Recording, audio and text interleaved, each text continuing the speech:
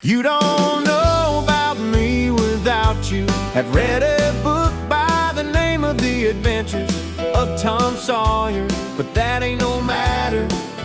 That book was made by Mr. Mark Twain, and he told the truth mainly. There was things which he stretched, but mainly he told the truth. That is nothing. I never seen anybody but lied one time or another. Without it was Aunt Polly or the widow, or maybe Mary Aunt Polly. What if your best friend was a runaway slave, and helping him escape meant breaking every law you'd ever been taught to obey? Welcome to the Adventures of Huckleberry Finn, Mark Twain's groundbreaking novel that's equal parts adventure story, social commentary, and moral crisis. Today we're breaking it all down: the plot, the characters, the themes, and why this 19th century American novel still sparks debate in classrooms today. We start in the fictional town of St. Petersburg, Missouri, the same world as Tom Sawyer was in. Huck Finn, our narrator, is a 13-year-old boy. Clever, streetwise, witty, but also uneducated in the formal sense. He's being raised by widow Douglas and Miss Watson, who want to civilize him with manners, religion, and clean clothes. But Huck's father, Pap, is an abusive drunk who suddenly returns, demanding Huck's money. Huck fakes his own death and escapes to Jackson's Island, where he meets someone who will change his life. On the island, Huck runs into Jim, Miss Watson's enslaved man, who has run away after learning he's about to be sold south. Huck is shocked. The law says he should turn Jim in, but he doesn't. Instead, the two team up and begin a dangerous journey down the Mississippi River on a raft. This river becomes the heart of the novel, a place of freedom, danger, and big questions about right and wrong. Their goal?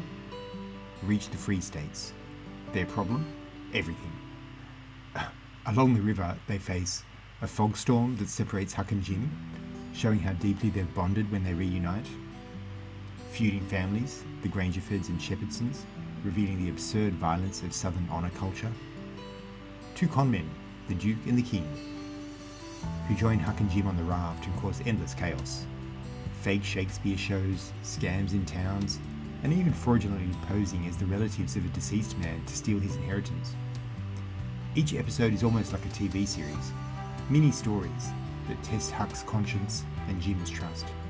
The turning point of the entire novel comes when Huck faces the biggest decision of his life.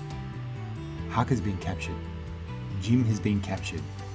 Society says helping Jim escape is a sin, a crime punishable by hell. Huck writes a letter to Miss Watson revealing Jim's location, and then he tears it up. He says, "All right then, I'll go to hell." This is one of the most important lines in American literature. Huck chooses friendship, loyalty, and human decency over the racist laws and teachings he grew up with. Huck teams up with Tom Sawyer to rescue him, but Tom treats the rescue as a childish game, adding unnecessary complications because he thinks it's fun. This part is controversial because Jim is kept imprisoned longer for Tom's amusement. Eventually Jim is freed. Miss Watson had died and granted Jim freedom in her will. Tom reveals this, and Huck is disgusted by the whole charade. The story ends with Huck deciding he doesn't want to be civilized again. He plans to light out for the territory, meaning the West, to live freely. Key characters: Huckleberry Finn, of course, the novel's narrator, practical, funny, skeptical of rules, represents the struggle between social values and personal conscience. Jim, the enslaved man, deeply humanized by Mark Twain, represents dignity, loyalty, emotional intelligence, acts as a father figure to Huck. Tom Sawyer symbolizes childish romanticism, bookish plans, unrealistic, insensitive. His behavior in the final chapters has been heavily debated. The Duke and the King, con artists showing the corruption, greed, and gullibility in society. Themes include racism and slavery. Twain exposes the cruelty and stupidity of racist beliefs by showing Jim's humanity and the hypocrisy of so-called civilized society. Moral growth and conscience. Huck's entire journey is a test of whether he'll follow society's rules or do what he feels is right. Freedom versus civilization. The raft and river equal freedom, honesty and peace. The towns and society equal corruption, violence and lies. Satire of American society. Twain uses humour, exaggeration and irony to mock feuds, conmen, religion, slavery and so-called proper society. Twain is constantly showing the so-called civilized world is often the most barbaric. The book is still controversial because it uses racial slurs and depicts the attitudes of the 1800s. Some argue it shouldn't be taught, but others say it must be taught because it exposes exactly how harmful those attitudes were. Some of the beliefs of his time, not to promote them. Jim is the moral centre of the story, and Huck grows by learning to see Jim as a human being and a friend, not property. It still matters today because Huckleberry Finn asks hard questions. What do you do when society is wrong? Who decides what's moral?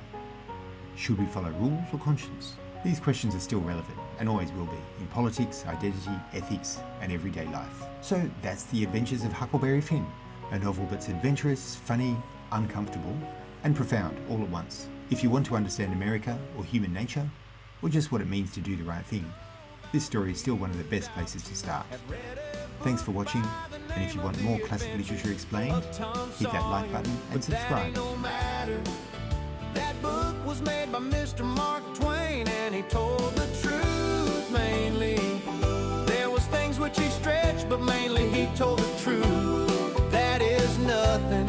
I never seen anybody but lied one time or another. Without it was Aunt Polly, or the widow, or maybe Mary Aunt Polly. Tom's Aunt Polly she is, and Mary and the widow Douglas is all told about in that book, which is mostly a true book with some stretchers, as I said before.